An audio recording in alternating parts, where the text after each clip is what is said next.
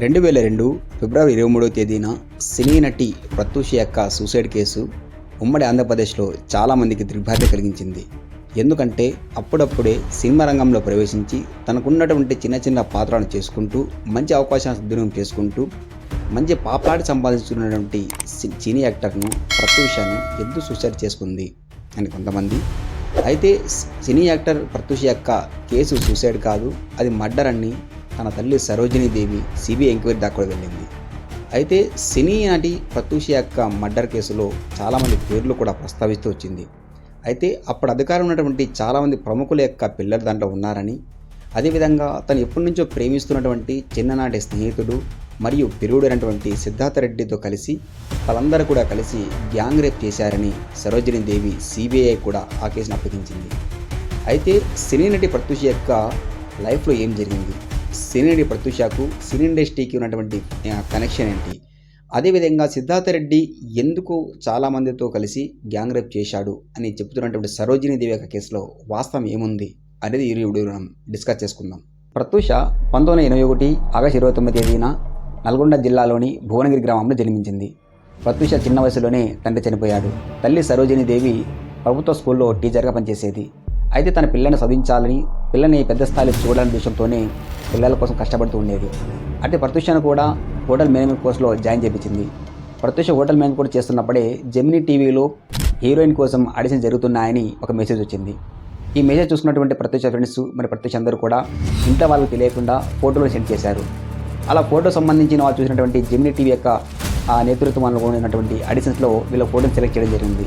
అయితే ప్రత్యూష మరి వాళ్ళకి సంబంధించిన ఒక ఫ్రెండ్ని కూడా ఆ ఫోటో సెలెక్షన్ చేసి వాళ్ళకి ఇంటర్వ్యూకి పిలిచారు.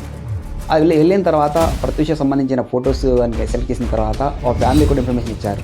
అలా ఇన్ఫర్మేషన్ ఇచ్చిన తర్వాత సరోజినీ దేవి తన కూతురుకున్నటువంటి ఇంట్రెస్ట్ వల్ల హీరోయిన్ అవ్వాలి లేదా ఏదో ఒక సినిమా ఛాన్స్ రావాలి అని ఉన్నటువంటి ఇంట్రెస్ట్ వల్ల తను కూడా తన కూతురు తీసుకెళ్ళి ఆడిషన్స్కి వెళ్ళింది. ఆ వెళ్ళిన తర్వాత అక్కడ ఉన్నటువంటి జెమినిటీకి సంబంధించిన నేతృత్వం ఉన్నటువంటి అందరూ కూడా మీ అమ్మాయికి మంచి అవకాశం వచ్చింది, సినిమాలో మంచి అవకాశాలు ఇస్తారు కాబట్టి మీరు యాక్టింగ్ స్కూల్లో చేరించండి అని ఒక సలహా ఇవ్వడం జరిగింది. అలా సలహాలు చేసిన తర్వాత ఫ్రెండ్స్లో చాలామంది కూడా, బంధువులు చాలామంది కూడా ఎందుకు సినిమా ఇండస్ట్రీ ఈ గ్లామర్ ఫీల్డ్ వెళ్ళిన తర్వాత వాళ్ళ బిహేవియర్ చేంజ్ అవ్వచ్చు లేదా ఇది మంచిది కాదు అని చాలామంది కూడా చెప్తూ వచ్చారు. అయితే కొంతమంది మాత్రం అవకాశం ఇంకా రాలేదు కాబట్టి చూస్తూ వెళ్ళండి, చూద్దాం ముందు ఏమవుతుందో అని సలహాలు ఇచ్చే వాళ్ళు కూడా ఉన్నారు. అయితే ప్రత్యూషకున్నటువంటి ఇంట్రెస్ట్ వల్ల చూద్దామనే ఉద్దేశంతోనే తల్లి ఒక అడుగు ముందుకేసింది. అలా ప్రత్యూషకు అవకాశాలు వస్తూ ఉన్నాయి. అయితే అక్కడ నుంచి ఒక సినీ పెద్ద డైరెక్టర్, సినీ పెద్ద హీరో అయినటువంటి మోహన్ బాబు గారు తన సినిమా రాయుడు సినిమా కోసం తన చెల్లి పాత్ర చేయడానికి ఎవరైనా ఒక మంచి అమ్మాయి కావాలని రాఘవేంద్రరావు గారు అడగడం జరిగింది. అలా రాఘవేంద్రరావు అడిగిన తర్వాత వాళ్ళ వెంటనే ప్రత్యూష యొక్క పేరు నాకు ఇంట్రొడ్యూస్ చేయడం జరిగింది. అక్కడ రాయుడు సినిమా నుంచి శ్రీరాములయ్య, ఆ తర్వాత కలిసిందమ్రా, స్నేహం అంటే ఇదేరా అంటే అవకాశాలన్నీ కూడా ప్రత్యూష వెతుక్కుంటూ వచ్చాయి. అలా ప్రత్యూష తనకున్నటువంటి టాలెంట్ను ఇంప్రూవ్ చేసుకుంటూ వెళ్ళింది, వచ్చిన అవకాశాలను సద్వినియోగం చేస్తూ వెళ్ళింది. అయితే అంతవరకు తెలుగులో ఉన్నటువంటి అవకాశాలు కాకుండా కన్నడలో కూడా అవకాశాలు వచ్చాయి. కన్నడ సినిమాలు కూడా చాలా సినిమాలతో నటించడం జరిగింది. అయితే ఆ తర్వాత ప్రత్యూషకు ఉన్నటువంటి ఇంట్రెస్ట్ వల్ల తన అవకాశం సద్వినియోగం చేసుకోవడం వల్ల, తన స్కిల్ను, తన యొక్క యాక్టింగ్ని తను ఇంప్రూవ్ చేసుకోవడం వల్ల చాలా సినిమాల్లో కూడా ముందుగానే డేట్స్ కూడా తీసుకున్నారు. ఇలా ప్రత్యూషకు వరుస అవకాశాలు రావడం వల్ల తను సినీ ఇండస్ట్రీలో బిజీగా ఉండటం ఉండేది. అయితే తను బిజీ ఉండటం వల్ల తన స్నేహితుడు మరియు తన ప్రేమించినటువంటి వ్యక్తి సిద్ధార్థ రెడ్డిని కొంతకాలం దూరం పెట్టింది. అయితే చిన్నప్పటి నుంచి ప్రేమించుకుంటున్న, తన కాలేజీ వయసు నుంచి ప్రేమించుకుంటున్నటువంటి సిద్ధార్థ రెడ్డిని దూరంగా పెట్టడం సిద్ధార్థ రెడ్డికి నచ్చలేదు. అయితే తను చాలాసార్లు ప్రత్యూషతో మాట్లాడాలని, చాలాసార్లు ప్రత్యూషతో కలవాలని, చాలాసార్లు ప్రత్యూషతో మ్యారేజ్ ప్రపోజల్ తీసుకురావాలని ప్రయత్నించాడు. అయినా కానీ ఆ అవకాశం కుదిరేది కాదు. ఎందుకంటే ప్రత్యూష యొక్క తల్లి సరోజినీ దేవి కూడా తన సినిమా ఇండస్ట్రీలో ఇప్పుడే తను ఎదుగుతుంది, సినిమా ఇండస్ట్రీలో తనకు మంచి అవకాశాలు వస్తున్నాయి, తను మంచి హీరోయిన్ అవుతుంది, ఇంకా అవకాశాన్ని తన సిద్ధుని చేసుకుంటుంది అని చాలాసార్లు సిద్ధార్థ రెడ్డి కూడా తను ఒప్పించడం జరిగింది. అయినా కానీ సిద్ధార్థ రెడ్డికి తను మ్యారేజ్ చేసుకోవాలని, తనతో ఉండాలని ఆశ వల్ల చాలాసార్లు తన చుట్టూ తిరిగాడు. అయితే ఇక జరుగుతున్న సందర్భంలోనే సిద్ధార్థ రెడ్డి చాలాసార్లు ప్రత్యూషతో మాట్లాడడానికి ప్రయత్నించినా కూడా తన సమయం దొరికేది కాదు. ఒకరోజు ప్రత్యూష తన తల్లితో ఉన్నప్పుడు తన సిద్ధార్థ రెడ్డి వెళ్ళి తనను తీసుకెళ్ళి మాట్లాడాలి, మ్యారేజ్ ప్రపోజల్ సంబంధించి మాట్లాడాలని కూడా మాట్లాడాడు. అయితే తల్లి తనకు ఒప్పుకోలేదు. తనకు అవకాశం ఉంది, ఇప్పుడు లవ్ కాదు మెయిన్, తన లైఫ్ ఉందని చెప్పి చాలాసార్లు తను చెప్పింది. అయినా కానీ సిద్ధార్థ రెడ్డి తనతో ఎలా అయినా మాట్లాడాలనే ఉద్దేశంతోనే ప్రయత్నించాడు.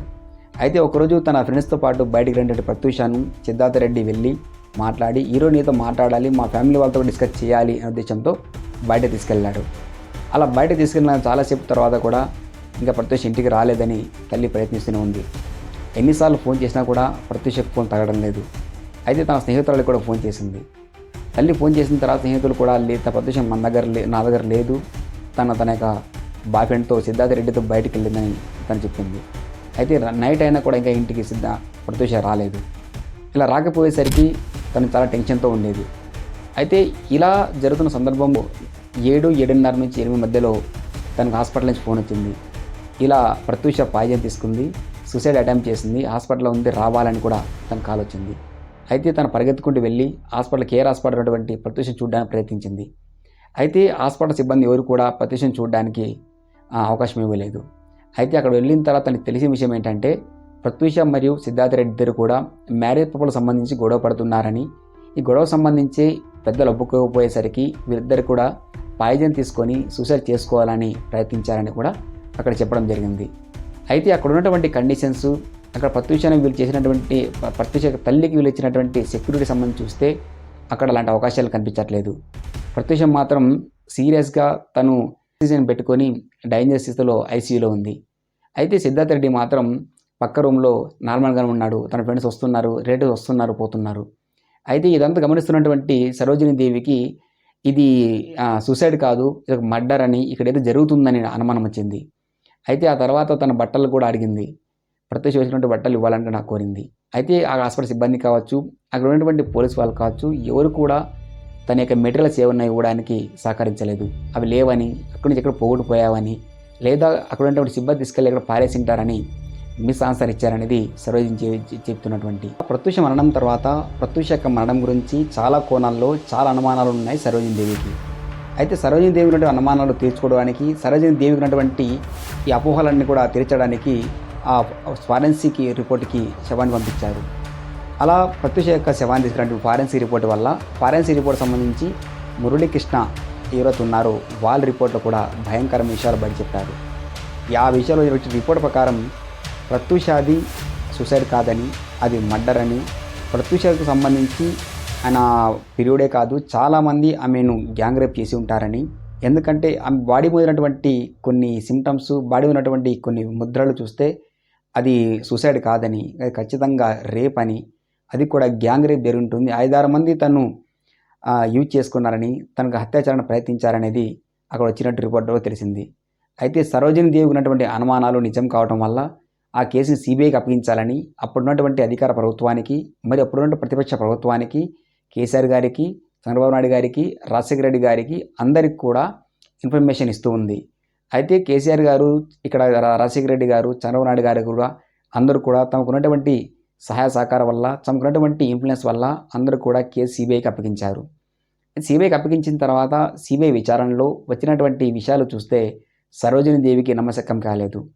సిబిఐ సంబంధించిన విచారణలో కూడా కొన్ని అనుమానాలు ఉన్నప్పటికీ కూడా అది అప్పుడు అధికారం ఉన్నటువంటి ప్రభుత్వం నుండి కొంతమంది నాయకులు వాళ్ళ యొక్క పిల్లలు చేసినటువంటి తప్పులు ఉండటం వల్ల ఆ కేసును దాచారనేది సరోజిని దేవి యొక్క అభిప్రాయం. అయితే ప్రత్యూషకు సంబంధించి కూడా పిరుడు ఎవరైతే ఉన్నారో సిద్ధార్థ రెడ్డి యొక్క అక్కడ దానికి సంబంధించిన ముద్రలు ఉన్నాయని, సిద్ధార్థ రెడ్డి యొక్క ఆనవాళ్ళు ఉన్నాయనే దేశంతోనే సిద్ధార్థ రెడ్డికి 5 సంవత్సరాలు జైలు శిక్ష విధించారు. అయితే జైల్లో ఉన్నటువంటి సిద్ధార్థ రెడ్డి 2 సంవత్సరాల తర్వాత బెయిల్ మీద బయటకు వచ్చి బయటకు ఉన్నటువంటి తన కేసు సంబంధించినటువంటి వాటిని తను తుడుచుకుంటూ వస్తున్నాడు. అయితే ఇక్కడ ప్రత్యూషకు సంబంధించి మాత్రం అధికారులకు సంబంధించినటువంటి కొంతమంది నాయకుల యొక్క మంత్రులకు సంబంధించినటువంటి పిల్లలు మరియు ప్రత్యూషకు సంబంధించినటువంటి ప్రియుడు, దీనికి సంబంధించిన వాళ్ళే మాత్రం ఉన్నారనేది సరోజిని దేవి యొక్క అనుమానం మరియు అభిప్రాయం. అయితే ఇంతవరకు కూడా కోర్టుల కేసు జరుగుతున్నప్పుడు కూడా సరోజిని దేవి ఉన్నటువంటి అనుమానాలు ఏవైతే ఉన్నాయో ఇంకా తీర్చాల్సి ఉంది, ఇంకా తేలాల్సి ఉంది. అయితే ముందు భవిష్యత్తులో ఏం జరుగుతుందనేది మనం చూడొచ్చు. Thank you.